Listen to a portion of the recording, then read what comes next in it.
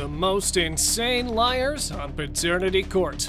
Is that you can stand there looking as handsome and as smart as you can be and say, I never promised her anything, I'm a writer. Look, it's gonna all come out here. I always say if it don't come out in the wash, it's coming out in the dry, or it's coming out in paternity court. Yes, ma'am. You don't care about your own son. Why would I care about your brother's son? Keep it 100. Keep it 100. Only one lie can shatter trust forever, and then no matter how hard you try, there's no going back. Miss King is experiencing it firsthand because her boyfriend is refusing to father her child after being duped into a fake pregnancy. Miss King admits she lied and said she was pregnant. What happened? At the time, she told me she was pregnant. Because I didn't have my father in my life, I decided I'm gonna step up to the plate regardless. So I was there throughout the whole everything. So the guy stepped up to the plate, but it didn't go for long because 1 month after breaking the pregnancy news, Miss King walked in again with a pregnancy test, which made no sense. Nonetheless, the plaintiff told the court that she had no other option but to deceive the guy at the podium to make him stay with her. I actually found out that I was pregnant. Because you was really trying to get pregnant. Go on, just tell the truth, girl. We already know what happened. You worked real hard at that. Okay, so then you were pregnant, but he doesn't believe that. Of course he doesn't believe you. No guy wants to be fooled twice, do they? The alleged baby daddy told the court how just recently the baby's mama told him that she was in love with someone else while they had broken up. When you were off with the other girl, Right. she was messing with somebody else. Correct. Sounds like she was coming clean before she got to court, right, Jerome? That's absolutely true. Look, it's gonna all come out here. I always say if it don't come out in the wash, it's coming out in the dry, or it's coming out in paternity court. Yes. Right. It turns out that the duo had a tit for tat on, and every time they broke up, both of them went back to their exes. Which is just the right recipe to end up in paternity court now, ain't it? I mean, Mr. Porter is standing over here, and I mean, nobody's perfect, but he's at least being a stand-up guy. And I do admit that I'm wrong. On so many levels. That goes to further my doubt. I was, You know, like. exactly. We do agree with Judge Lake. Such things can rough up doubts. And if you see messages that line up with your doubt, what other options do you have than just step back?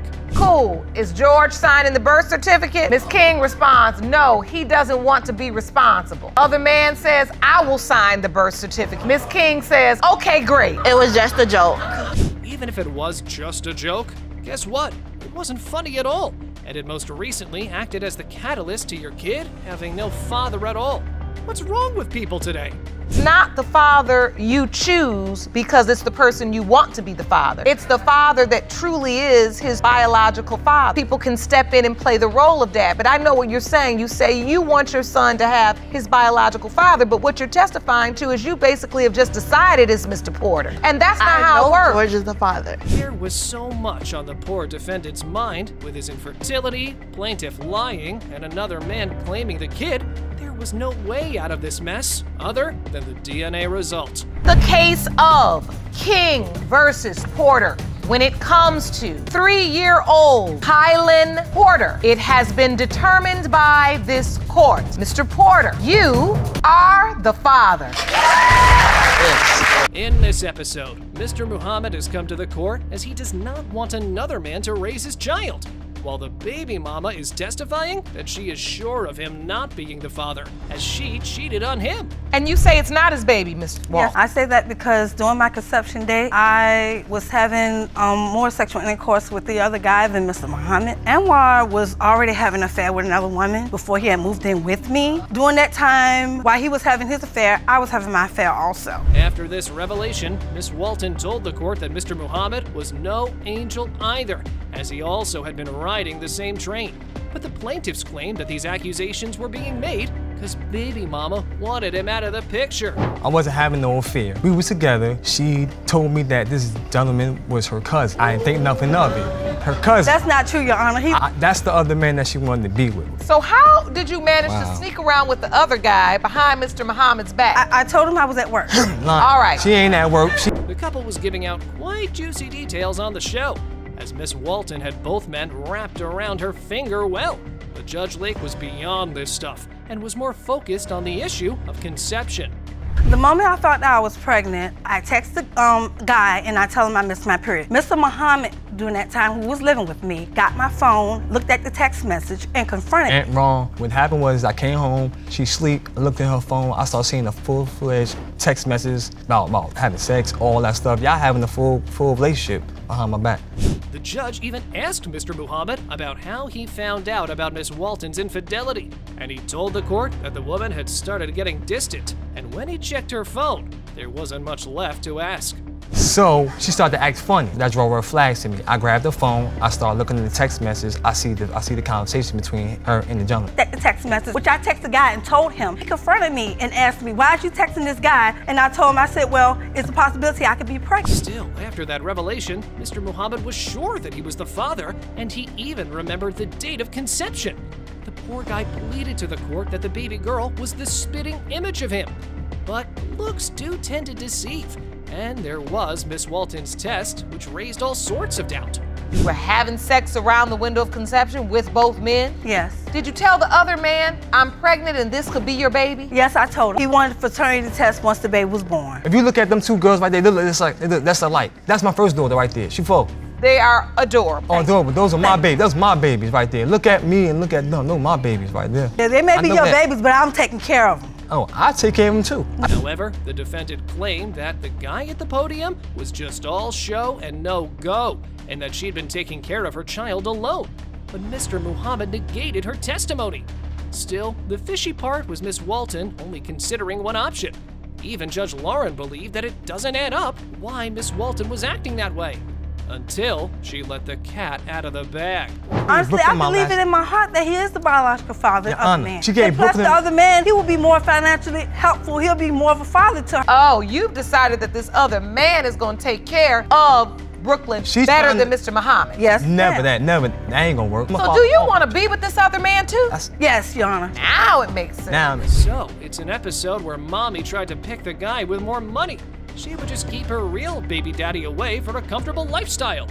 Well, you can manipulate your way through life, but you can't do that to DNA.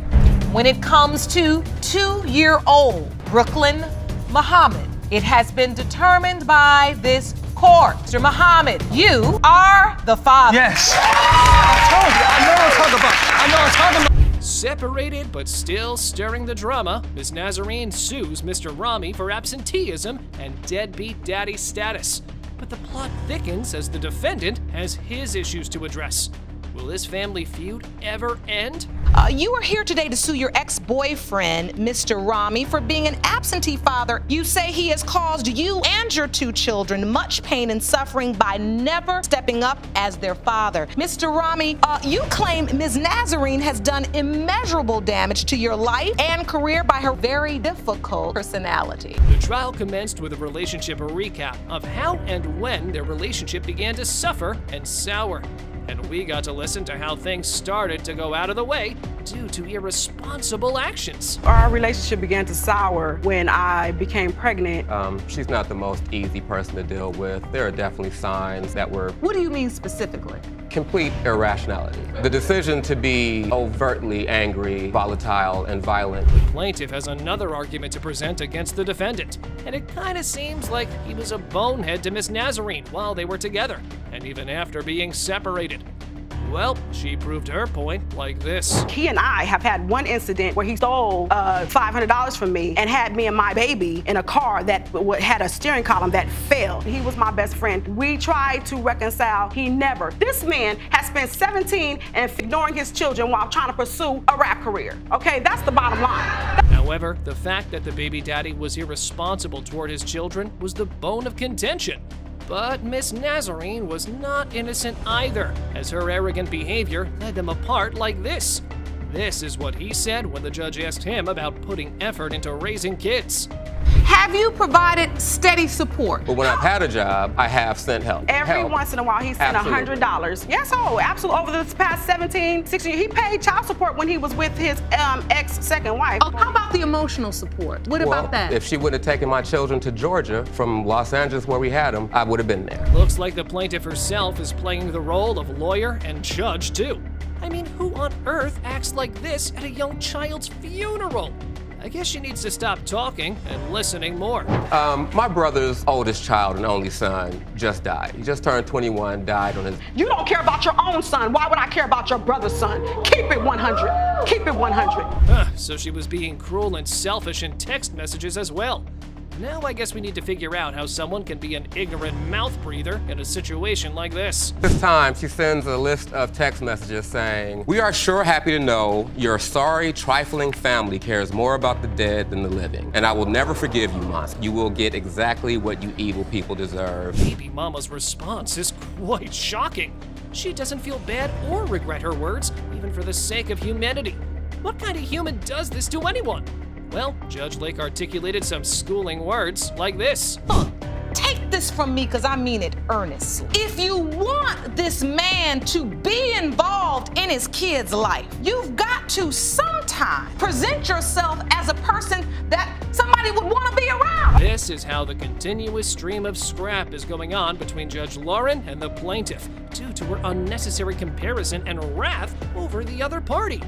But she ain't gonna stop anyway. There's no way you can send a text message about somebody burying someone that's a what the child. message was about. That was an unnecessary comparison. And let me tell you something really real. You stooping too low, because you're not a dumb lady. The car part seems more important to them than the main conflict. Judge Lauren wants Miss Crane to take her leg aside for a while, as her consistent nosy behavior was irritating. I was taking the car out to Tarzana. If I you wish look at, this car would go somewhere. What happened? I take the car out there. When I drop it off, Why did you she get just- the car? If I don't find out what's wrong with this car, I cannot help get this thing better, okay? Yes, ma'am. Where It's did not the about car the go? car. The plaintiff doesn't seem compromising, so Judge Lauren had to jump into the argument. Here, yes, we all accept the claim of the defendant. Miss Nazarene is really difficult to be with. What I also get from you, though, is part of what you said today is true. Ms. Nazarene is difficult.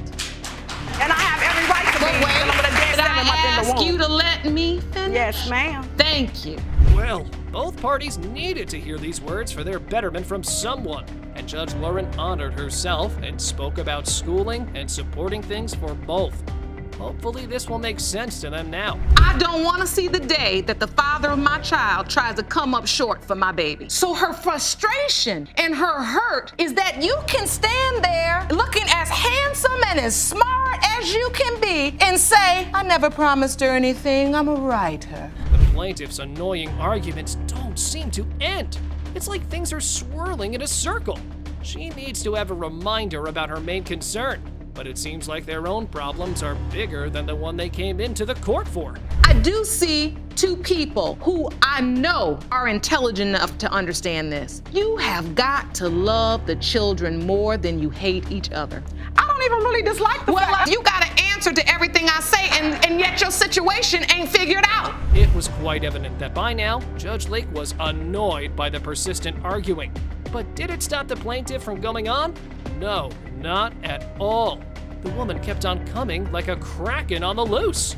This man, if you really ever knew him, you would know, and nothing you say bothers him. I mean, I am looking at this bothers man. him. That's why he got ulcers. It bothers him. Nothing It you're bothers saying him. is bothering him. This is not going to end today, and this is much deeper than this court can solve in this one session. Judge Lauren finally dismissed her and tried to set things up by suggesting they shouldn't have a real conversation and just act upon the one-word answers for real.